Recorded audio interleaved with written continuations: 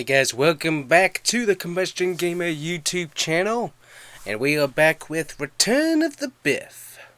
As you remember, last week we had Greg Biffle involved in a terrible last lap crash at Las Vegas.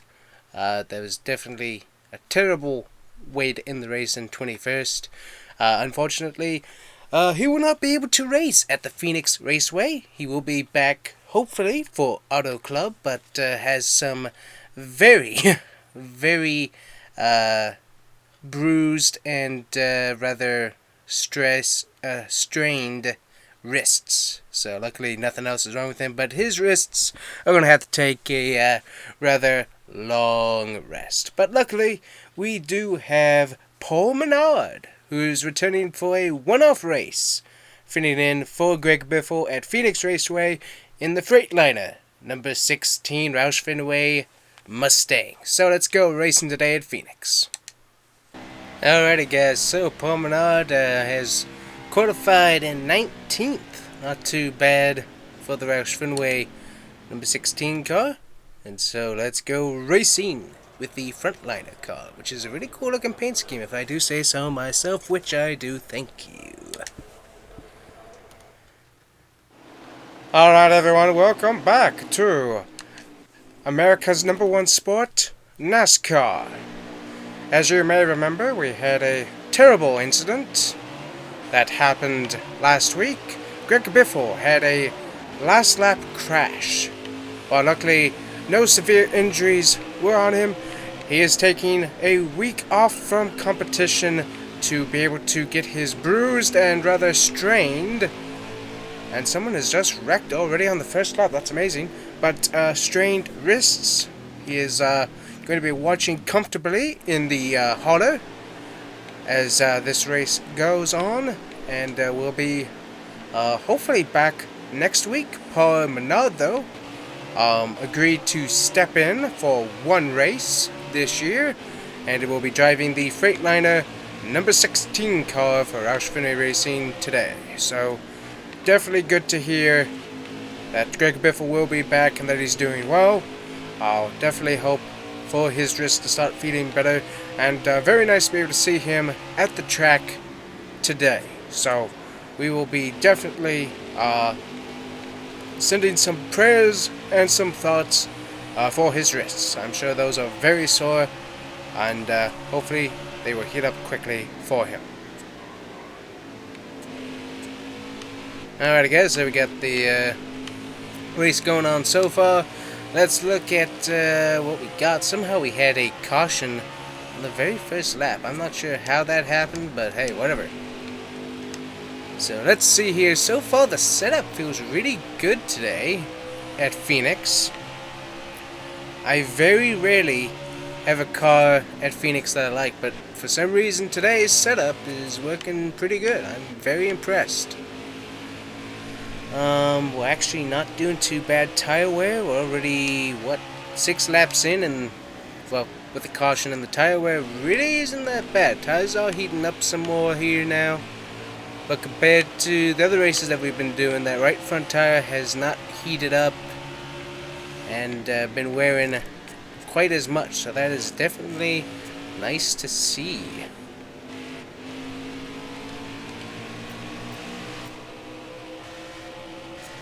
Got that beautiful number 16 paint scheme there, guys.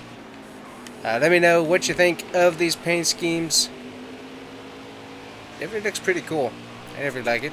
Fighting here with Clint Boyer. It is gloss. I'm not running matte. It's a gloss, mostly gray color with some black there on the side. Of course, Frontliner, the only sponsor on the car this week, since Greg Biffle wasn't able to make it. So Mac Tools and the other sponsors, Humbert's Pizzas, decided to take a week off, and they will be back sponsoring the car, hopefully at Auto Club. So we'll see how that goes.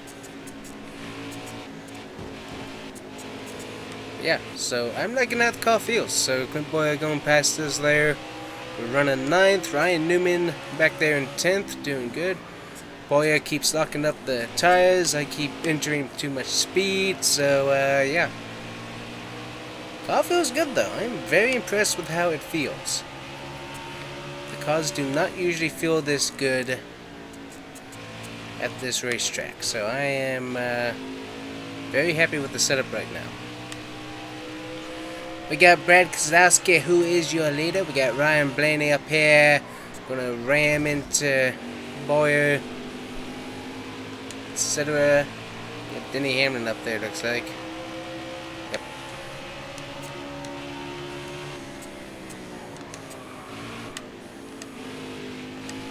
Got those tires wearing out in the back now, so we're getting a little more loose in the rear end. Not too bad though. Kind of like that, depending on how it works. And Clip Boyer just keeps getting loose as well. So we get past him. Moving on. Who we got? We got a Suarez, who's moving up. Who's he driving for? Next year? 2021? I don't remember what the team's name is. It's a 99 car. No, that's a Chevy Richard Childress Racing, I think. I don't really remember, though, what the name of the team is that he's driving for. But anyways, he's back there. Haven't heard anybody going to Gaunt Brothers yet, from what I remember. So, see if anybody, see if they announce that at some point. Also, listening to a Eric Step video recently. Nascar seems have a little more power than I think it needs to have. Listening to him talk about the charter system and how somehow NASCAR was involved with who Germain Racing sold their charter to. And there was a guy that was trying to buy it from him, had a lot more money wrapped up in it compared to Michael Jordan or Denny Hamlin. And NASCAR told Germain Racing that they had to sell it to Michael Jordan and Denny Hamlin. So, not really impressed with that. Especially since, with how wealthy Michael Jordan is, I think he could have actually done more, paid more, than the other team was offering. And then Germain Racing could have definitely given everybody a nice send-off payment, which would have been nice. But, yeah. NASCAR has a little bit too much power. They really need to cut back on their rule package. Yeah, they have way too much power when it comes to micromanaging the sport. And I know that there needs to be, in some aspects, some micromanaging, but on the financial side, nah. Nope. In the financial side, that is up to the teams. That is not up to you. So, NASCAR, you need to really scale back, if you don't mind. So that was rather disgusting. Listening to that, it's like I was not happy with that at all. So hopefully Germain Racing got a good amount of money, but still, it's like someone else supposedly had offered them a lot more money, and NASCAR told them that they couldn't sell the charter to that guy. So yeah, not impressed with that. So anyways, that's my beef. That's the beef of the week that I heard of. So wasn't really happy hearing that. So anyways, back to the racing. Paul Menard gonna finish in the top 10 for Roush Fenway Racing, and the tire blows in the final lap of the stage. But a good top 10 finish. Very nice. So be moving on to the second stage. Car handles awesome though. Very impressed with that.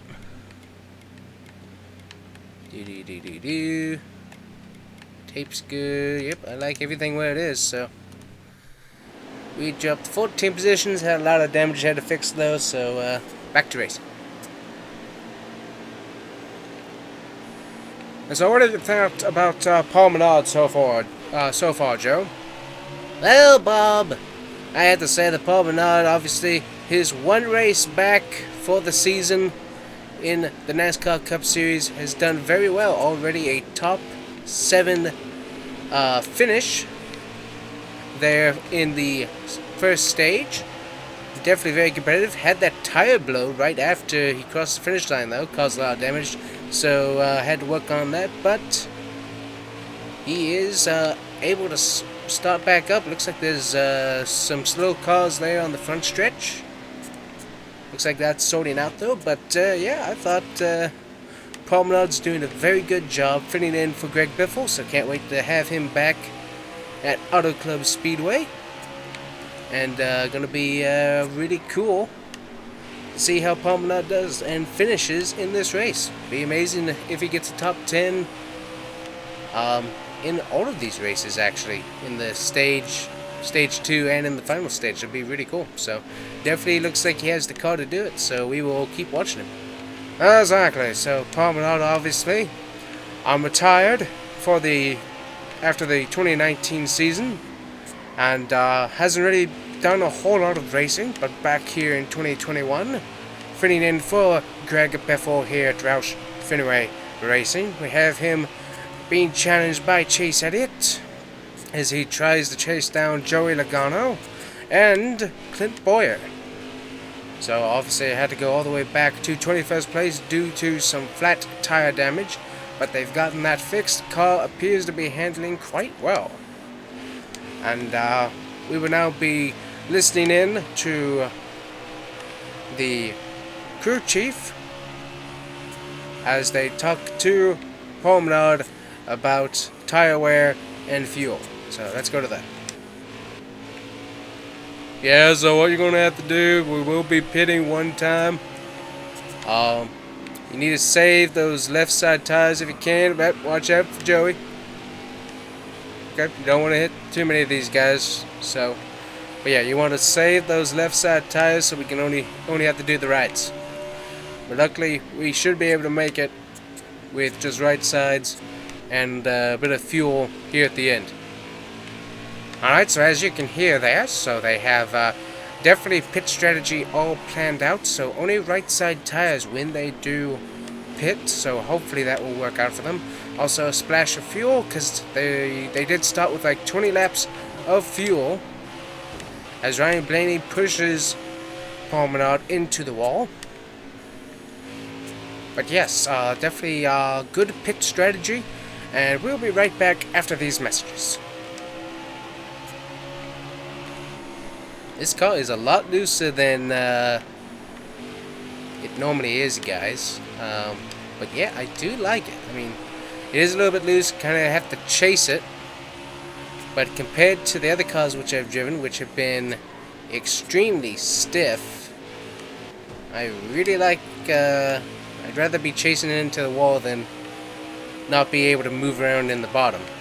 Because that's what always usually happens. I can't dive down, it's just a very, very stiff car, and I really like how it's feeling right now. And I didn't really do anything with the setup. I know I put it on loose like I normally do for this track. So I don't know what changed, but somebody going down there. Looks like Coil of Joy. Go fast. But yeah, I'm really liking how this car feels this time around at Phoenix. So, and let me know, guys. What do you think about the playoff race or the championship race at Phoenix? I mean, I really liked it at Homestead myself, but it seemed to be pretty good at Phoenix, pretty good.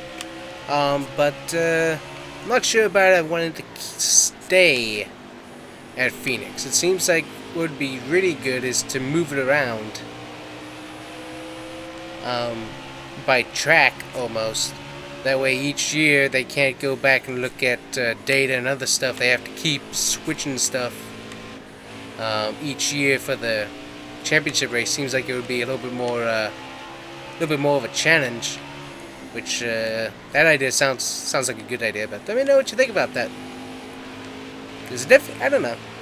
It's like I get why you want to have it at the same track, but also I really like the idea of being able to showcase the tracks to the fans for the championship race. I think that would be good. But also just changing it up for the drivers and the teams, making it, well, okay, you gotta get your mind, gotta get your setup and everything wrapped around the championship races at this track instead of the other track, and just keep switching that up per year. Seems like that would be a pretty good idea, but I don't know. Let me know, guys. Yeah, tires are starting to wear out on the right side, so everything's getting a little bit on the loose. A little bit more of a spinny spin. Oh wow, Kyle Busch around into the wall. That'll probably bring us out of caution. Anybody hit him? Nope, nobody hit him. Okay. Oh, yep, there we go, caution. And since we have a caution, we'll go ahead and do 4 tires. We'll get enough fuel to finish up the stage. And we will go.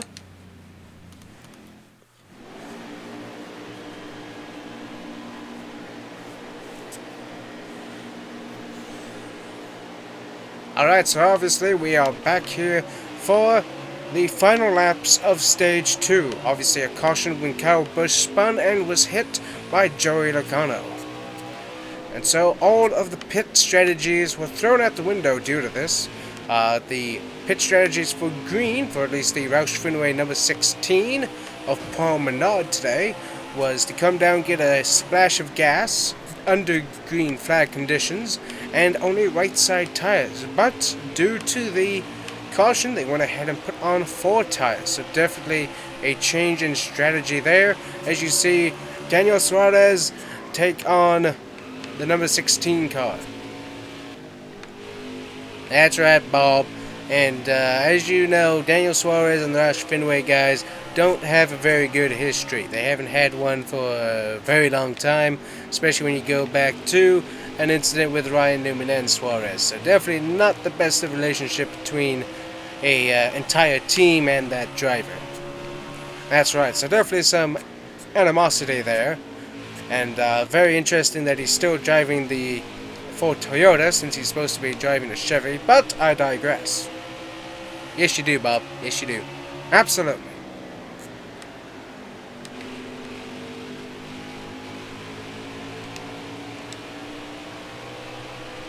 Yes, I'm always a long run car. I don't know what it is, but the car is always set up for the long run. It's not a short run car. I can never fire off with everybody else. I'm always a long run car, slowly chasing everybody back down. Everybody's usually like a short run car, except for a few guys. Sometimes they seem to be long run, but for the most part, everybody's a short run car in this game. And I'm always the long run car that slowly starts picking them off as we get farther and farther into the laps. It's kind of interesting how that works. So I'm not sure if that's if they were actually programming it to have it that way. But no matter what settings I do or setups, I always tend to do better longer into a run compared to the other cars, and that's with me changing up the grip level and everything else. If I give myself less grip and wear out the tires more, I still become a long run car. So it's kind of weird, but yeah, seems to work out. Matt DiBenedetto, Paul Menard going by. Oh wow, Clint Boyer doing pretty good up here in 4th, and Harvick up there in his freaky fast. Pretty cool, pretty cool. Wow, definitely a lot of loose cars here. Clint Boyer's been loose all day, so hopefully they get that fixed.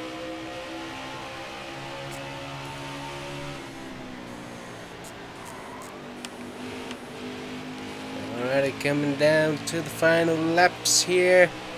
Brad Keselowski's been consistent, leading all the race, so good for him. In that Auto Trader car, which is a cool scheme. And Martin Truex Jr. too, he's been up here all day as well, so that's pretty cool as well. Ah! Right into the O'Reilly wall. Ouch. Didn't want to turn down that. Oh! Take the dog lick here. Ow!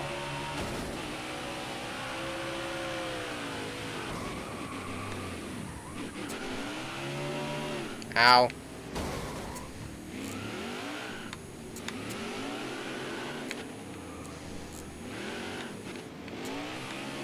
That's definitely not what you want to do. Oh, fine, I'll go into the pits. Yep. Just get all that done. Fine with me. I hate when I do that. Whenever I get loose like that, I can never get control of the car back usually. So, always a bummer. So even if you put a little bit of throttle into it, you're still gonna spin around somehow. It's like, yeah, whatever. So we'll end the stage pretty far behind.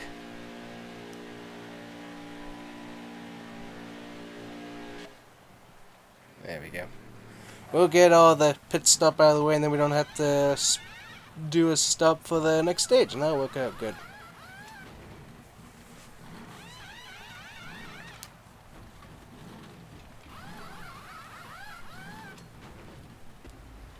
Apparent damage. Also got a penalty, I know, because I was spinning into pit lane. Actually, they might just... Yep, there's a penalty. Yep, knew there was going to be one. I do like watching the cars drive around really slow. That is really cool to kind of watch that. Alrighty, come on.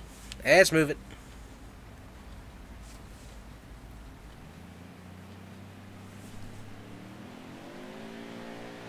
Alright, finished 36th. Yep.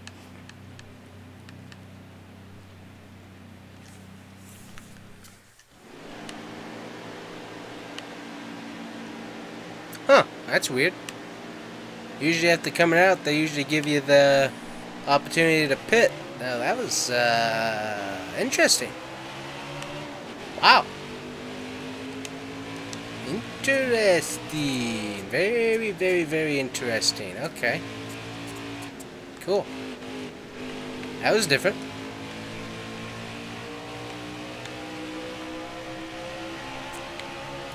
Block these guys. Mondrex Jr. sending us another turn. He's loose. Block Brad Kozlowski. Truex to the lead. 28 laps remaining.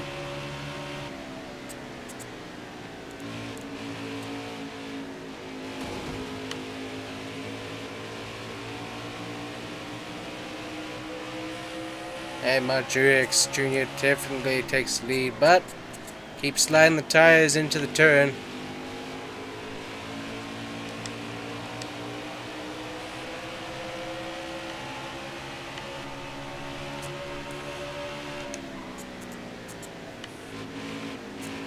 Man, I like how this car feels. It's done good. I really like it.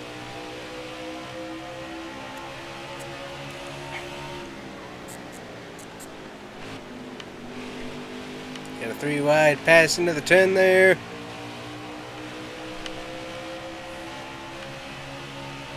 Very cool.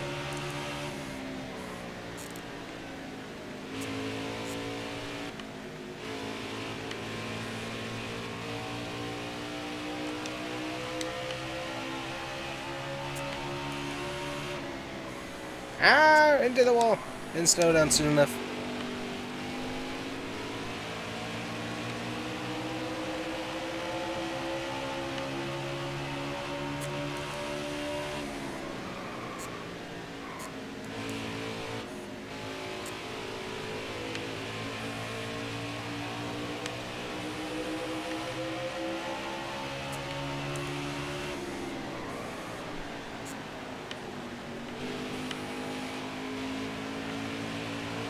Oh, Brad Kozlowski came through that turn with a run. That was fascinating to watch in the mirror. That was a good one, too.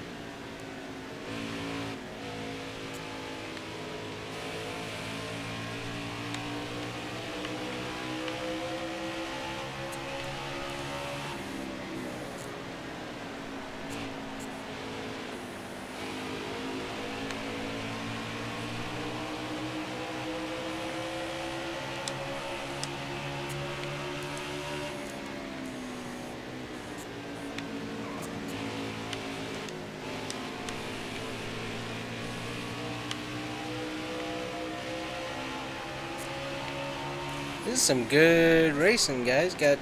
Oh, wow. Caution. Okay. Cool. Wasn't expecting that. But opportune. Or ill opportune. We're gonna skip on that one. Stay in second. And how many laps do we got? Let's see here. There we go. And we have 19 laps remaining, 12 laps of fuel. Everybody's still gonna make a pit stop. Okay. Very good. Yeah, Brad Gzowski trying to get underneath Montreux Jr. Montreux Jr. into us. One round. We got tricks. First into the turn. Loose. Well, we got it. Montreux Jr. working hard back there. Almost turned into the wall. That was weird.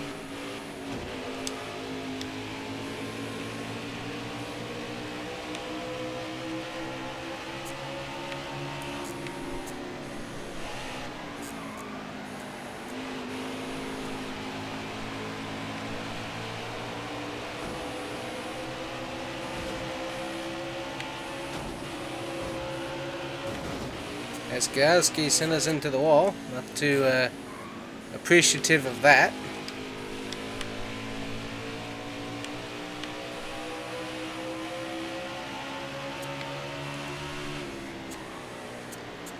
Show him some displeasure. I think you got the point.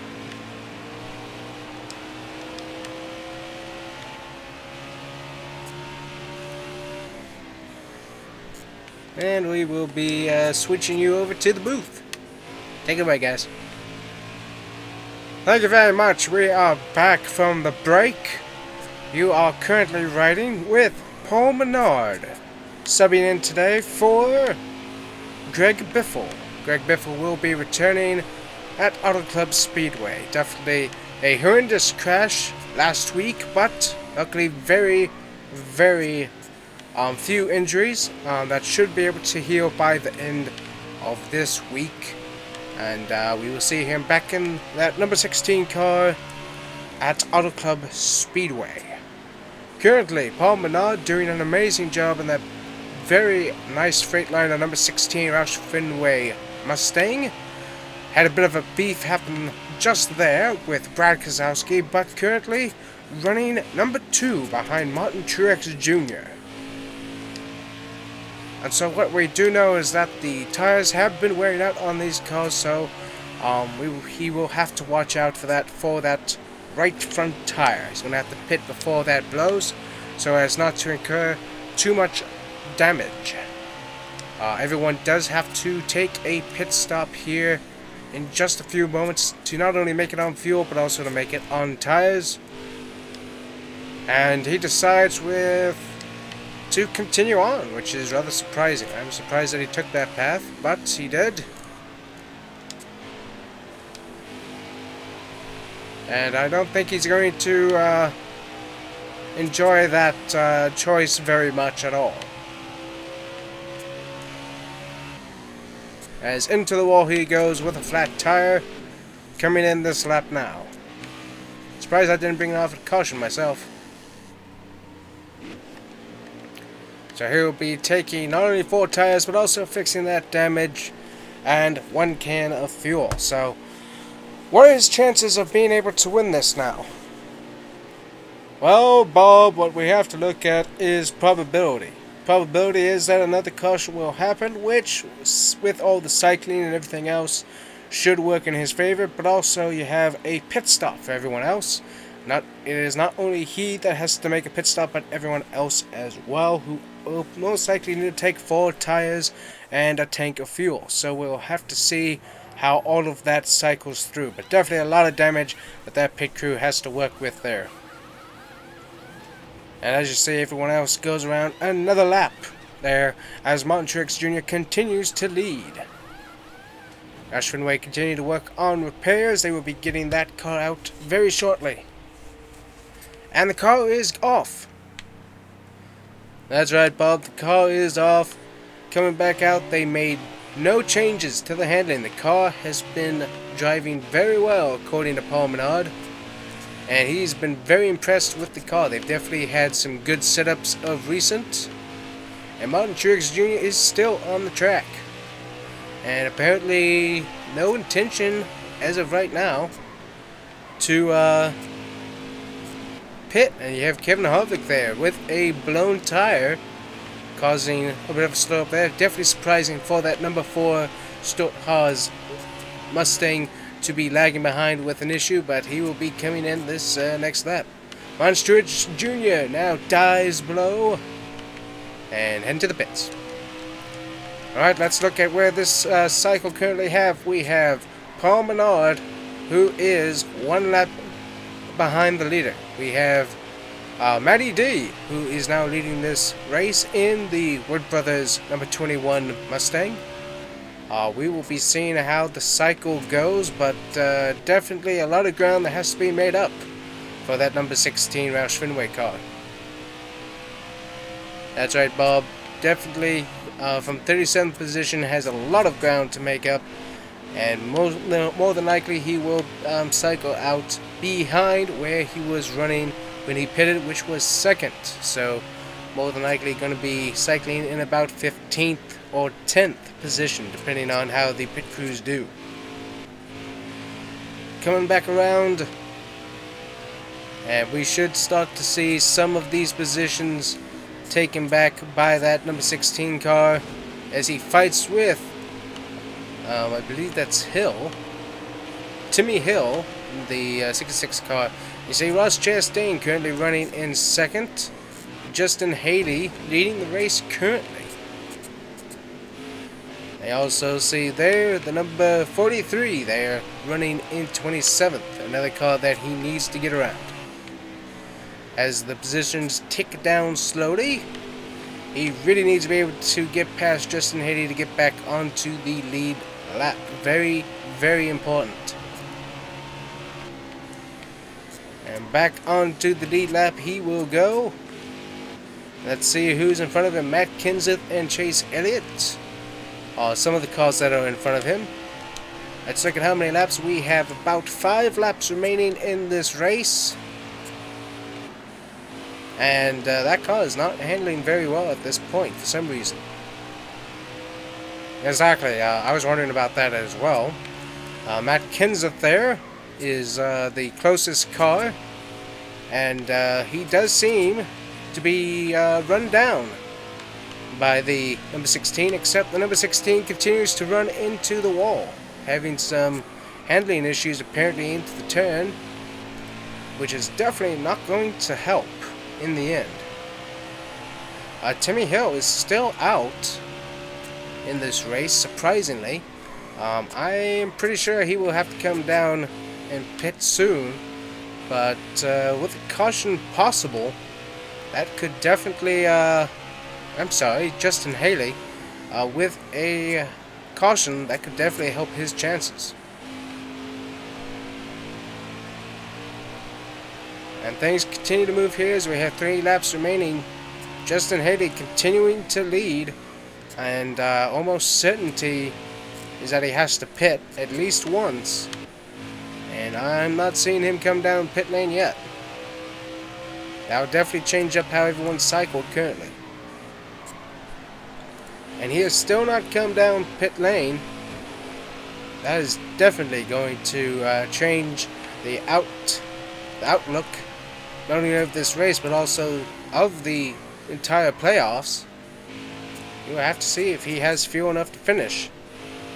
Still hasn't come down, so possibility is that he may have enough fuel. And the final lap is about to hit, and he is still coming round. That is amazing.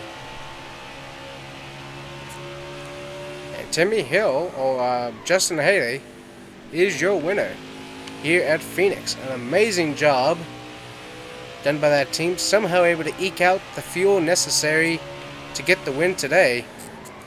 And Paul Menard, even with all the setbacks, will still finish 12th.